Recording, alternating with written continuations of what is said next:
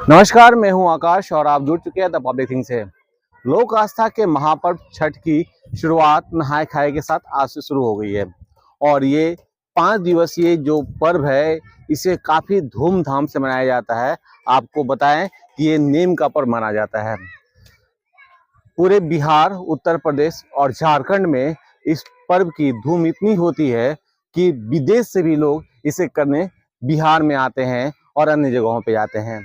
अभी हम हैं सिवान में, जो बिहार का एक प्रमुख जिला है और यहाँ पे जो प्रमुख घाट है वो है पुलवा घाट। पुलवा घाट, शिवव्रत शाह का मंदिर और तमाम जगहों पे, ये मेरी पीछे जो तस्वीर आपको दिख रही है, देखिए यहाँ नगर परिषद जोर शोर से काम करा रहा है और यहाँ ये प्रयास किया जा रहा है कि लाखों की संख्या में जो लोग यहाँ आते हैं, जो शहरी क्षेत्र के लोग रहते हैं, वो यहाँ आते हैं और यहाँ आके जो इस महापर्व को करते हैं और इस महापर्व में भाग लेते हैं और उन्हें किसी तरह की असुविधा ना हो, इस पे ध्यान दिया गया है।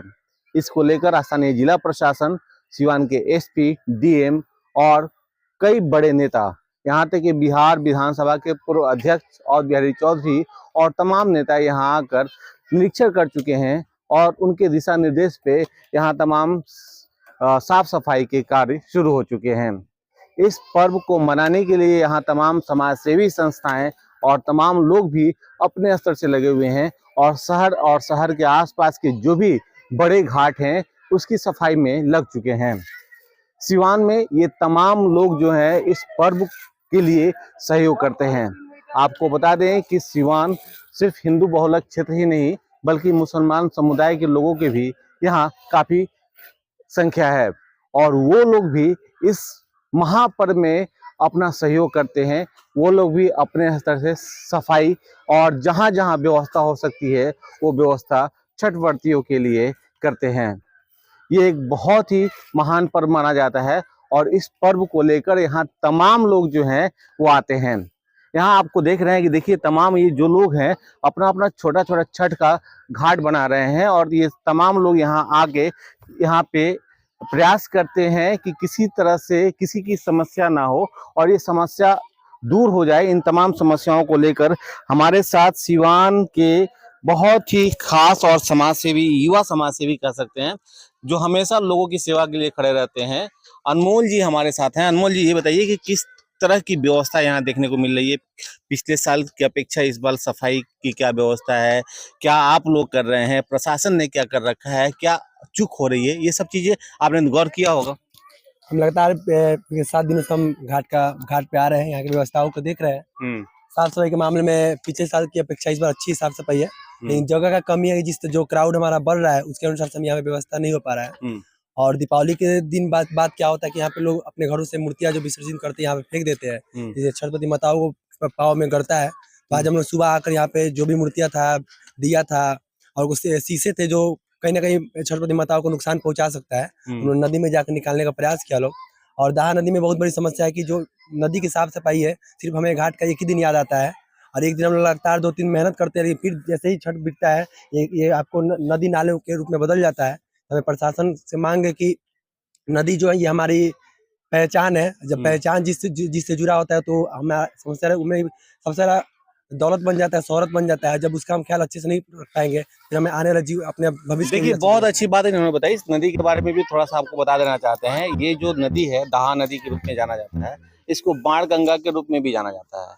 ये गोपालगंज से निकला हुआ है। वहाँ एक बहुत बड़ा चौर है जहाँ से इसकी उत्पत्ति हुई है। ऐसा कहा जाता है कि भगवान लक्ष्मण के बाण से ये निकला हुआ था। जब राम जी की बारात आ रही थी तो उस समय लोगों को जब प्यास लगी, जब बारातियों को प्यास लगी, तो वहाँ लक्ष्मण ने अपने धनुष मारे और धनुष से तीर मारे थे। तीर मारने के बाद जो उसमें से पानी निकला वो पानी आज भी निकलता है। बहुत स्वच्छ ये पानी माना जाता था और हमारे पुराने लोग ये भी कहा करते हैं कि एक समय में इसकी स्वच्छता इतनी ज्यादा खास थी कि लोग इससे घर के दाल गलाते थे और घर में खाना का उपयोग किया जाता था। इतना स्वच्छ ये पानी था, लेकिन लोगों ने अपना नाला और बाकी चीजें गंदगी यहाँ फेंकी जाने लगी, इसके चलते गंदगी बढ़ गई है। अनमोल ने एक और बात बताई है कि वो प्रयास कर रहे हैं कि आसपास जो लोग कूड़ा करकट इसमें फेंक देते हैं, जिससे छठव्रतियों को परेशानी होती है, उन्होंने साफ भी किया है। अनमोल, एक और सवाल ये है कि सिर्फ शहरी क्षेत्र में ये जो शहर के बीचों बीच होकर गुजरती है ये नदी, सिर्फ आसपास में ही क्यों आप लोग सफाई करते हैं? क्यों नहीं अगल बगल का जो घाट है जो इस नदी से होकर गुजरा हुआ है? जैसे आपको रेणुआ घाट हुआ, रेणुआ घाट के बगल में ये आपको वहाँ पे जहाँ दाह संस्कार होते हुए उस जगह का घाट हुआ, या फिर यह महादेवा में जो घाट है, इन जगहों की भी सफाई तो जरूरी होती है ना? हमारे एक संरक्षण अभियान, नदी संरक्षण अभियान के तो एक टीम बनी जिसमें रीता मैम जो विद्यावन के प्रिंसिपल है, उनके नेतृत्व में हम लोग लगातार काम कर रहे हैं लोग। बिकॉज हमें लगता है कि 6 महीने से हम लोग जो भी हमारे आसपास नदी है जो दाहा नदी से जुड़ा हुआ है, वहाँ पे लगातार हम लोग सफाई कर, इसमें आराध्या चित्रकला रजनीश भी आया है, बादल भी होते हैं, हमारी टीम है, हम लोग सभी लोग एकजुट होकर, क्योंकि नदी की समस्या सिर्फ एक व्यक्ति की समस्या नहीं है, पूरे सिवान वासियों की, पूरे शहर वासियों की समस्या है।